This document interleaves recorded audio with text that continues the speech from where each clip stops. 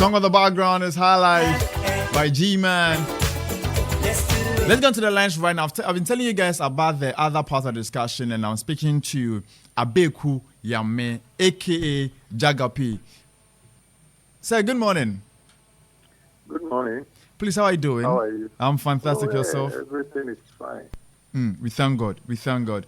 So today we brought you here because we have heard various sides of the stories, and we want to get your side of the story because it's sometimes good to get the story from the horse himself. And you are one of the parties that played the role in what happened years ago. Mm-hmm. So now let's start from the beginning. Let's start from how it all started. You and G-Man have been friends for a very long time. Mm-hmm. And yeah. Where did it get, sir? What happened on the said occasion? Most of my listeners might not even be aware that you have been there for over 30 years in the industry relating to movies, and I don't say a mistake or something went wrong that led to you being sentenced to prison. Tell us a summary of the story, how it began and where it got you into prison. Yeah, what happened was on that fateful day, that was 9th January 1995. I was in Jima's house. We were getting prepared to go on location to shoot, to continue with the film that we started shooting. The Dancing Man was the title. We were there when a lady friend of his came with a taxi.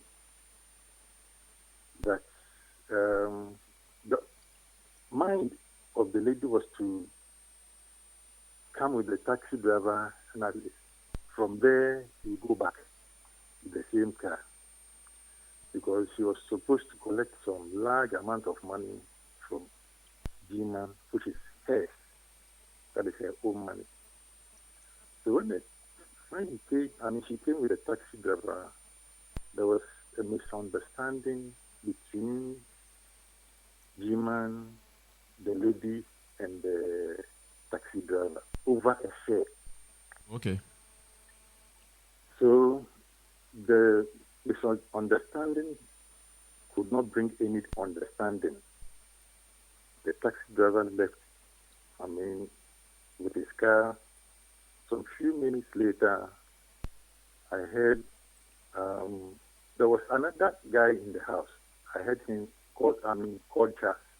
I heard him saying that the man had come again, and he had started collecting sand from our food prints, that he was going to use it for belief on us. So immediately, Jima rushed outside to see what was happening.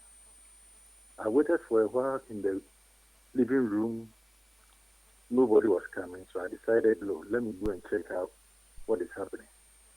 I went out of the house and I saw them standing around, about 200 meters away from the house, arguing. I approached them and asked what was happening. They told me that the taxi driver came to collect sand of our footprints and was going to use it for everything. So I asked the man, look, gentleman, he said, you should go back and reverse the case so that they could give your money to you. So on our way going to the house, then his gun went off and he shot the taxi driver. He died instantly without saying any word. That is what happened that very day. We were taken to the police station. Okay. I was taken to the police station, actually. I, myself, and the two other guys. By then, Jim had left to report himself at the police station. The police people came around 10 minutes later, and they asked what was happening. And I told them everything.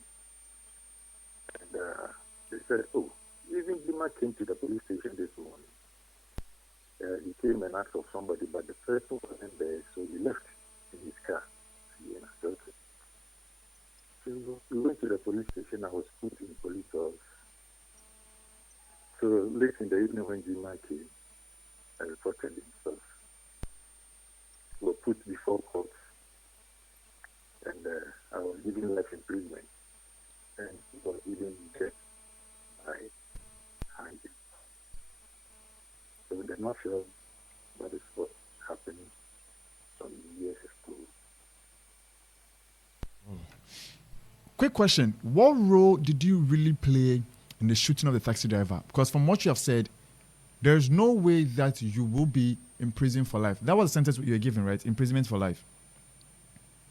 Yeah, what happened was, during the trial, a lady came as a witness. Saw me holding the taxi driver from the back. And I asked my friend to shoot. That was why my friend shot the taxi driver. That you held the taxi driver from the back? Yes. I was standing behind him and holding his shirt from the front. Oh, okay. And I asked my friend Jima to shoot the taxi driver. That is the witness that came to the court to testify against me. Mr. Abeiku Nyame, is that what really happened? Did you hold the taxi driver from the back? Oh, as Jima himself has been saying all around the radio stations and TV stations that this cannot be possible. There's no way a person can hold somebody for another person to shoot. Why? Is the person a magician or what? And is his life not at risk at that moment? So when we went to the appeal court, my lawyer stood on this evidence that the lady gave at the court. And I was discharged. I was released. I was set free to go enjoy life. So then, how did you end up in prison to be given that sentence if you were set free? Because there was a prima facie case. At least somebody came to testify that she saw me holding the taxi driver and I ordered my friend to shoot.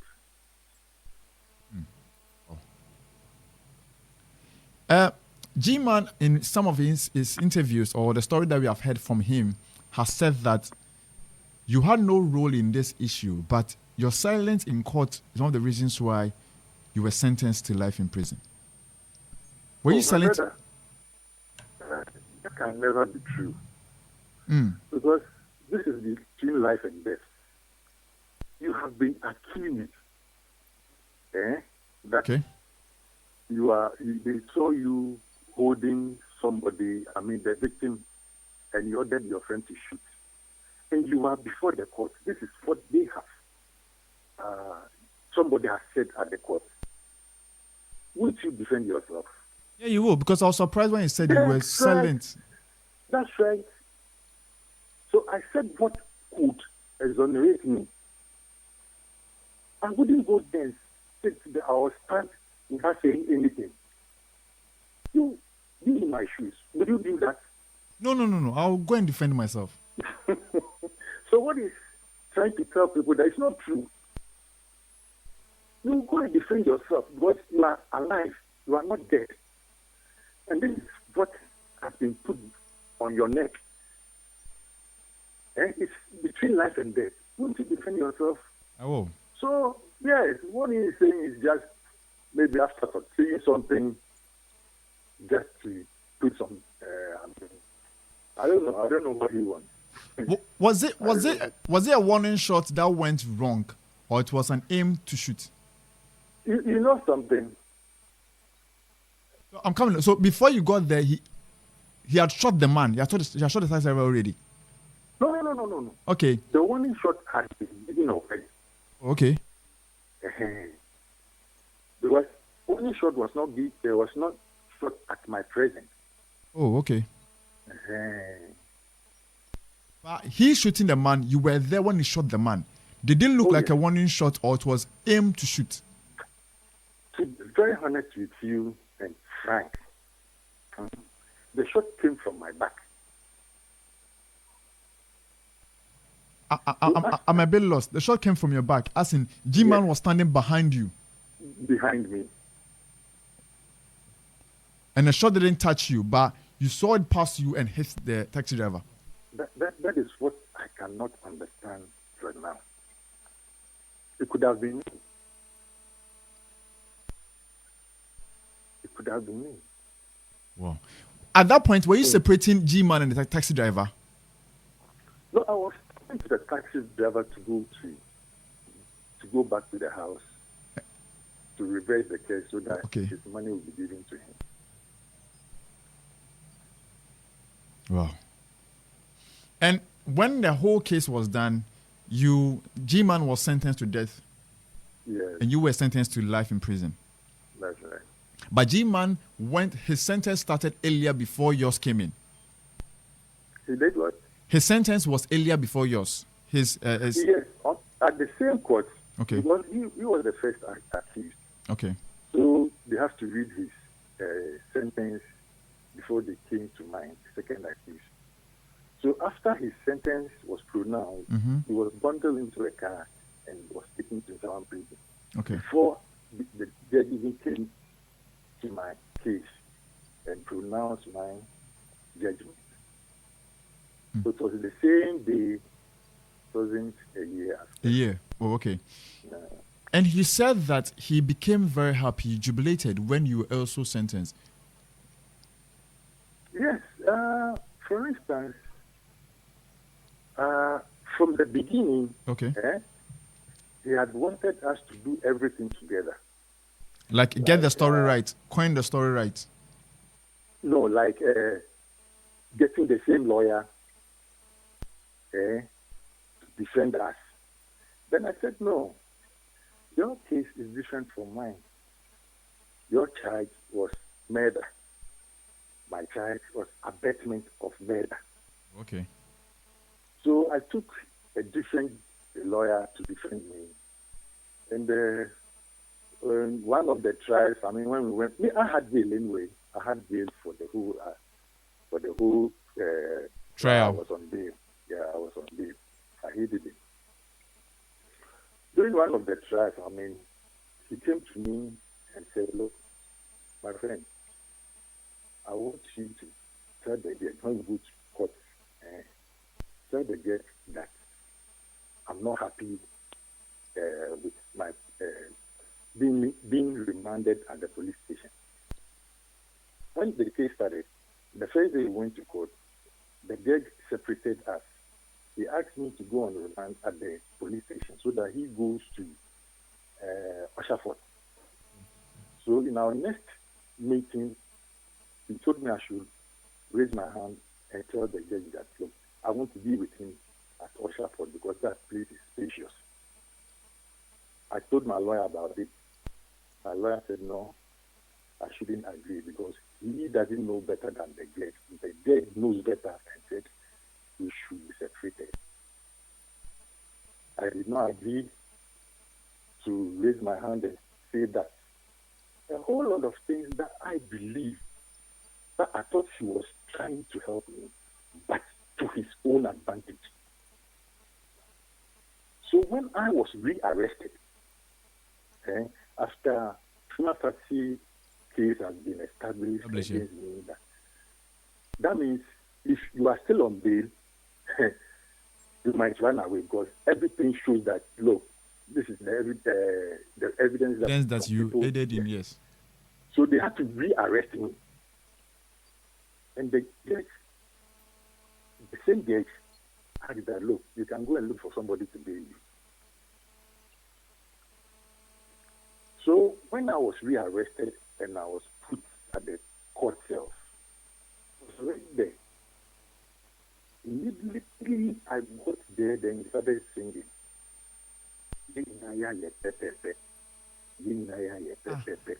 G-Man was singing that song to you. I swear the God that I'm said. No, weren't you guys friends? Weren't you friends? Then weren't you talking? Were you enemies? But we were talking all right. But I didn't know that was his intention. That was the mind that is God. that he wished we were all in the same suit. And yet, I at least expected that from him. From that day, I realized that, look, there's something wrong going on somewhere. The person that I trust and believe that he should even be happy that I've been set free, he is rather happy that I have been rearrested. Because he told the court that you are responsible for everything that you did. But I'm not part of it. Now that I've been rearrested, you are happy. That is the logic I don't even understand.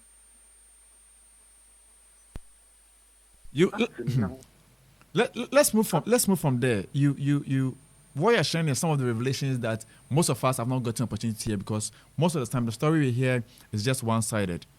So you spent years together in someone prison. So he was put in conditions of. Okay. But life is and other sentence. We were put in the yard. Okay. 13 years on, 4 months, you were released by presidential pardon. And there are talks that your release was not a presidential pardon. What truth is there in that? Okay. The two of us went for an appeal at the appeals court. Okay. And after all deliberations, all the 3 panel of judges asked me to go and get married, give birth to children, and feel free in my life. So I was released. But his appeal was dismissed and was asked to go back to prison. Oh. So it wasn't a presidential pardon. So yours was not a presidential pardon. Yours that you were released. Yes, from the appeals court of justice. Okay, but G-Man's own was a presidential pardon. Yes. Okay. So now, after you were released, a friend that you were very close to the extent that you were ready to go the long run with him, why didn't you ever pay him a visit in prisons? No, I never paid him a visit. Why? I was afraid I might not know what will happen. Explain further. Moreover, tell me again. Please explain further. You might not know what will happen. Explain further. I might not know what would happen because one Monday morning, we all decided to go on location to shoot a film that we were supposed to do. Then suddenly this thing happened. We can never tell the future. So I decided, look, I will not risk my life to go and visit anybody in the prison. I had other friends there too. Okay. And Right. this story has been there for a while. 95, the situation happened.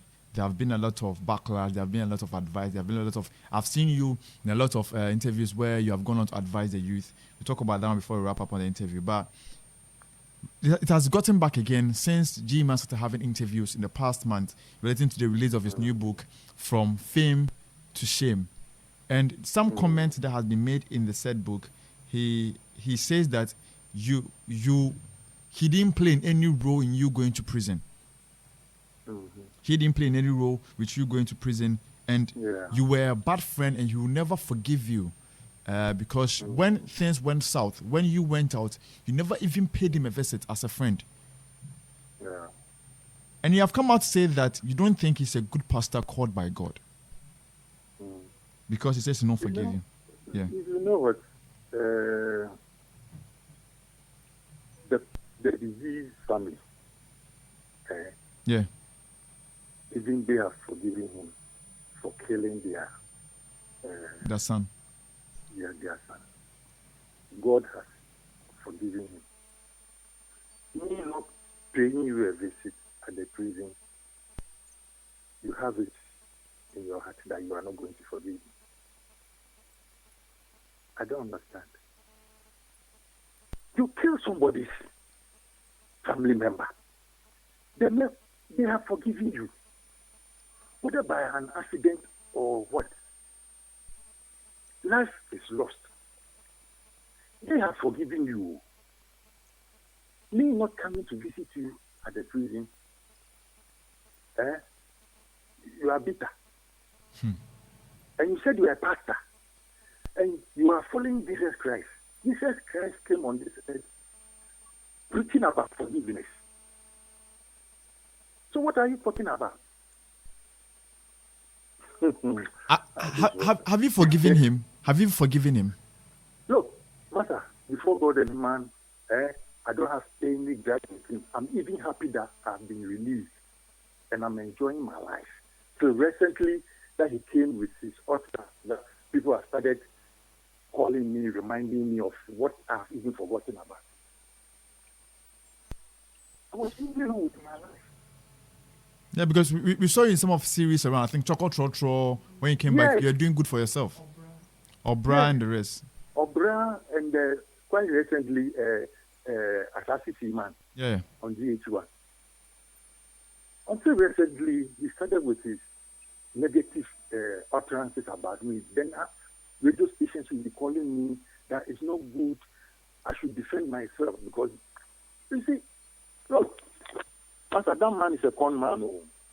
By the time Ghanaians will realize that he's a con man. G-Man, now you think still he's a con man? He's a con man. He's a con man. You can ask people who have lived with him outside Ghana. I started having calls from US, Holland. That look, don't forget about that man, that con man. So I'm coming. You're saying he's not a pastor. You're saying he's not a true pastor. He's not being called by God. He's just calling people. Because he's still in that on business. Wow. Oh, Master, I am telling you, I've been receiving calls since this issue started coming in. Some from Holland, some from US, some from Germany. I shouldn't mind him. But he hasn't still changed. He's still the same. Mr. Nyame, let's move forward from this. If you should meet your once best friend, G-Man, right now on the street, what would be the word you say to him? You know what? I will organize a party. I will organize a party and invite everybody to come and eat. And I will apologize for not coming to visit me in the prisons. That is all what I'll do. I'll organize a party, invite important personalities in the society, pastors, musicians, politicians, and I'll ask them to beg him on my behalf. I'll ask them to beg him on my behalf. Okay. Because I haven't done any criminal thing against him. It's only that I was protecting myself. That is why I couldn't come. And even, look, you can ask any prison officer that is it allowed for an ex-convict to visit any prisons in Ghana? You can ask any prison officer. You go there at your own risk. You go there and if something happens to you, it is at your own risk. So why should I risk my life again for the second time? Okay. You get where I'm coming I get you. I get you very well. We need to be wrapping so up. Why wouldn't we let my name slip? If you are coming here, you are coming back to Ghana to sell your book. Don't use somebody's disadvantage to your advantage. Look, I'm even thinking for the family now. The thing has come up again. He says he's the one taking care of the man's daughter. They live together. He called the family to petition the president for his release. He called the family. Oh, this guy. Oh. He called the family to petition the president for his release. Okay. Jagger Pee, let's be wrapping up on the interview. Now that you found yourself in this situation, I would like you to put out a little word of advice to our youth that might be using their fame to partake in violent attitude or intentionally or unintentionally. A little advice to the youth who might be playing around guns and knife and thinking about their fame and putting themselves in violent situations. A little advice for them. Yeah, before I come up with advice to the youth, he said it's not the cause of me getting into prison. Yeah. So, and I haven't stood anywhere to say that. But the story itself, there's no need for me to tell you that it was through his negligence and carelessness that sent me there. You yourself know that no, it was through this, that is why I went there. There wouldn't be the need for me to tell you, you know, from this story. Am I telling lies? It looks likely that he played a major role in you going to prison. Yes? It looks likely that he played a major role in you going to prison. All right. Okay, what I'll tell the youth is, please don't involve yourself in unnecessary arguments. It is very dangerous. And don't be so, let's pray be our guide every day. And we should be very, very careful with whatever that we do in life. That is all that I will say. Okay. We should be very careful with all that we do. We should think good and at the same time think bad. Anything can happen. Okay. Mr. Nyame, God bless you. That's Jagger Pee. God bless you for our time, and we are hoping that God brings you peace, because we don't like kind of our legends like yourself and G-Man going head to head against each other and trading a lot of unnecessary conversations on the various platforms. But we are hoping that you two of you, once best friends, can solve this situation amicably. Okay. Thank you very much. Thank you too for your time.